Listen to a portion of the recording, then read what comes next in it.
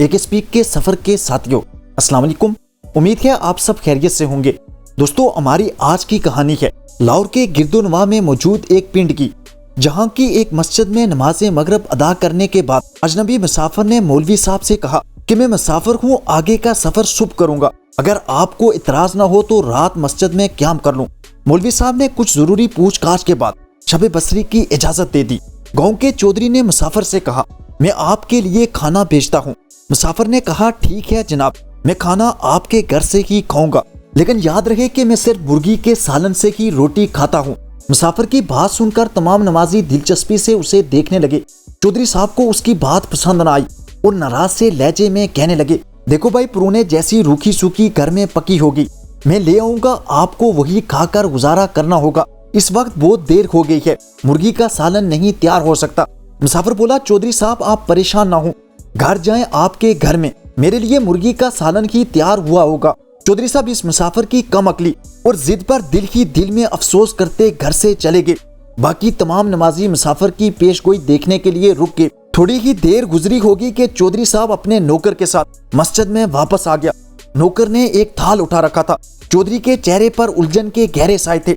नौकर ने थाल पर से कपड़ा उतारकर एक तरफ किया और खाना मुसाफिर के सामने रख दिया। थाल में एक बड़ी सी प्लेट मुर्गी के भुने हुए सालन से भरी हुई थी। मुसाफिर बिस्मिल्लाह पढ़कर खाने लगा। सब उसे देखते रहे। खाना खाकर उसने हाथ साफ ही किए थे कि मौलवी साहब बोल पड़े, ए अल्लाह के बंदे, हमें बताओ आपके ये सारा मामला क्या था। मुसाफिर बोला, कोई खास बात नहीं, बस कई साल पहले की बात है। मेरे घर के हालात बहुत खराब थे। एक दिन मैंने घर वाली से कहा, बहुत अरसा हुआ है मैंने गोश्त नहीं खाया, काश ऐसा हो कि मुर्गी का सालन खाने को मिले। बीवी बोली कि ऐसी ख्वाहिश नहीं करनी चाहिए जो पूरी ना हो सके। घर में जो दाल साग बना है खाकर शुक्र अदा करो। मेरे दिल जिद्दी सा हो गया और मैंने अपनी बीवी से कहा, कर्मा वालिए, अब तो मेरा रब मुझे मुर्गी का सालन ही खिलाएगा तो आज के बाद रोटी खाऊंगा। उसने मुझसे भी तो रिज़्क का वादा किया था ना। बीवी मुंह बनाकर बैठ गई और मैं सब्र से इंतजार करने लगा। खुद तो पका सकता नहीं था, मुझे यकीन था अल्लाह इंतजाम जरूर करेगा। इस कहानी के आगे बढ़ने से पहले अगर आपने अभी तक यह हमारी वीडियो लाइक नहीं की तो कर दें।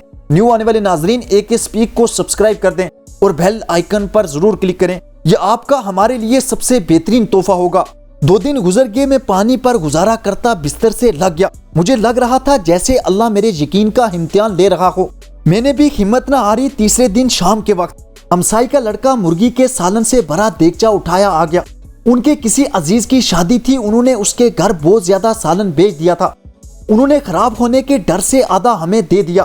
मैंने समझ लिया कि मेरे रब ने मेरी फरमाइश कबूल कर ली थी।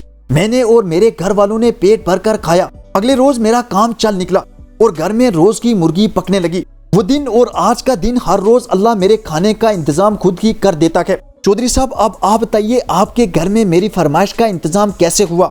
चौधरी साहब बोले, मेरे भाई का बेटा कई दिन से बीमार था। उसने मन्नत मानी थी कि अगर उसका बेटा ठीक हो गया तो किसी मुसाफिर को मुर्गी का सालन बनाकर खिलाएगा। मैं घर गया तो मेरा भाई उसी वक्त पता करने आया कि हमारे यहाँ कोई मुसाफिर तो नहीं आया। तब मेरे जहन में आपका ख्याल आ गया।